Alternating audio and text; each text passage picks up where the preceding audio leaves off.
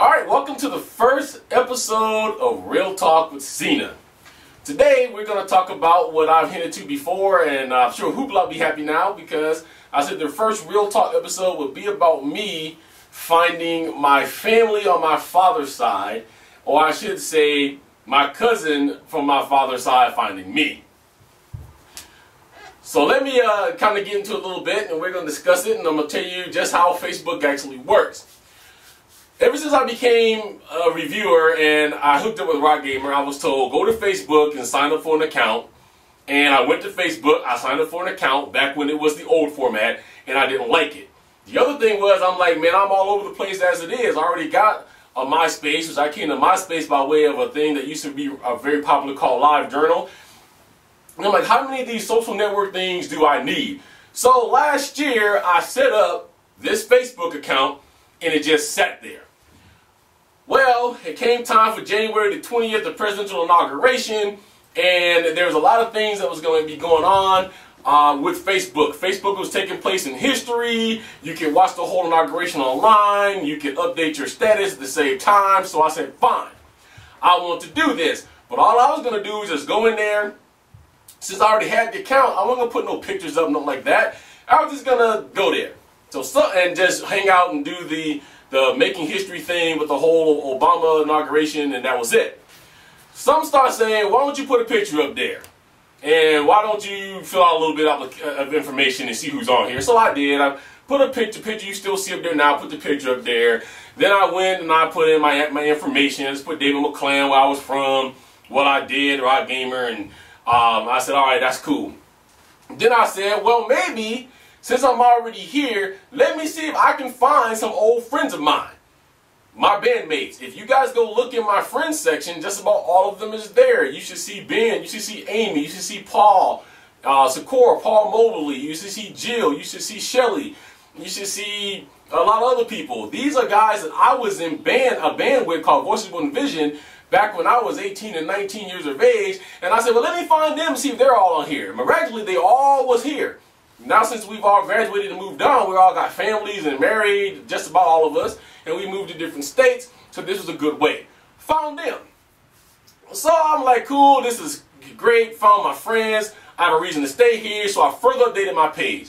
Then some said, go to MySpace and change your picture, because it's been up there for a while, to the one you have on Facebook. So I did that. My friends, this is what following your first mind will actually get you.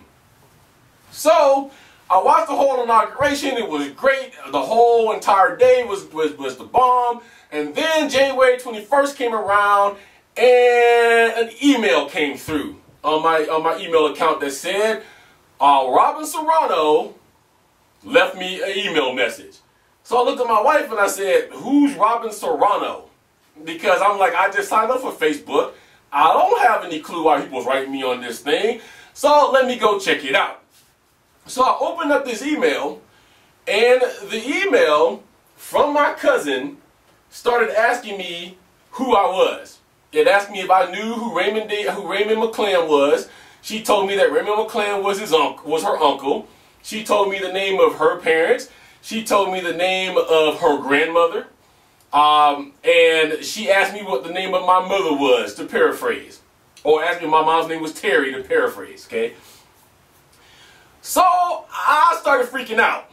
I'm like, what is the heck with this? So I answered her back and I said, all right, yes, my whole name is, for those of you who don't know, Raymond David McClam Jr.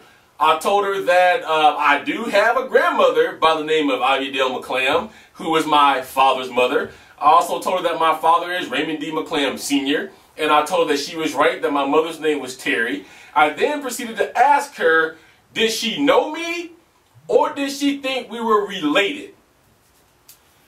She came back and she started telling me that we were related. And just started running down all this stuff that I was just like, wow. Okay, who her parents was, my uncles and my aunts, just the whole thing. And I wrote back and said, I am your first cousin.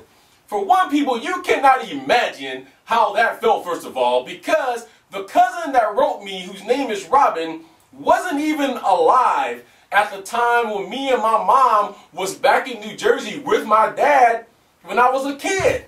I was born in 1972, and if I remember correctly, Robin was born in 1974. So a cousin that was 2 years younger than I am ends up finding me 30 years later. I'm ecstatic. I start going through her profile because I knew one uncle. When you are a small child, don't let anybody ever tell you you don't remember anything, because some of that we're going to get into here just a little bit later on, but you remember stuff. And the one uncle I always remembered, besides Freddie, because my mom talks about Uncle Freddie all the time, was Uncle Bubby. It appears when I was a kid, Uncle Bubby and Uncle Freddie, as my mom called them, was the Teamsters. They would never let me get a spanking. They would run me out the house. Uncle Bubby always let me bang on his drum set when I was a child, which is a majority of the reason I play drums now. And I always wondered, well, what happened to all of these people? So I go on to her, and keep in mind, I never ever knew him by anything else but Uncle Bubby. That's all I knew him by, because that's all we all called him. So I started going through her profile and looking at family pictures and stuff that she had, and there was this young man on there that looked similar to me, had my same skin tone, and it said his name was Eugene Napoleon.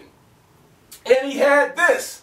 He was on the cover of a book, which is his #1 bestseller book called Dream Real.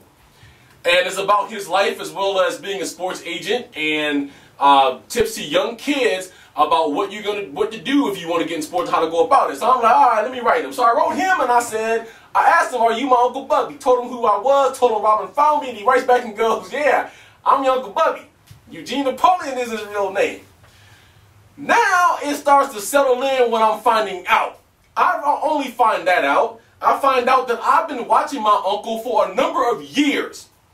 When I was smaller growing up, I found that his names were talked about in some of the best college football circles, and I never knew it. He played for West Virginia. He was one of the best backs that they had. He was one of the best backs coming out of high school. My uncle had a career lined up for him in football. All he had to do was reach out and grab it, and that's what he did, okay? So he went and he was the best back for Western Virginia. Then he ended up going to the AFL, the Arena Football League, and he played there. Then I'm told, okay, not only that, but I'm a Barnes & Noble #1 bestseller of the book I just showed you. Then it came back to I own my own record label. He owns Nap Records. And he's one of the #1 or the top sports agents out there. So my initial reaction was, wow, anything else I should know? Oh yeah, there was a little bit more to know. Not only am I connected to a great football player, but then he says, well, your aunt is Naya. Naya was really big back in the 80s and 90s. She did all kinds of music and club beats and everything else with Chubb Rock. She was a Grammy Award winning artist, a gold platinum artist. And I'm just like, he goes, have you ever heard of her? And I'm like, yeah, I know who Naya is. Listened to her stuff before. Well, that's my aunt. So now all this stuff settles in, and then bam, reality hits. If they found you, now you just found your dad. 30 years I haven't seen my father. A lot of things that happen, none of my family know, and tonight we'll know for the first time some of it. Some of it is too graphic to go into in great detail, but I'll paint you the picture. So my uncle and I had a long conversation, and he advised me that my father was alive. He also advised me that my father had been looking for me for at least the last 20 years. But he was looking in the 2 states that he thought that I was still in, which would be Georgia and which would be Florida. Haven't been in Georgia or Florida in years. I was born and partly raised in Georgia. I'm from way down south. I am a southern boy, Waycross, Georgia. My mom's side of the family spans between Georgia and Florida. I've got family in Waycross, Georgia. I got family in Macon, Georgia. I got family in Jacksonville, Florida. I got family in Cocoa Beach. That whole area I have tons of family in. This is where my father knew that we had went back to after whatever happened with him and my mom happened, and that's where he was looking.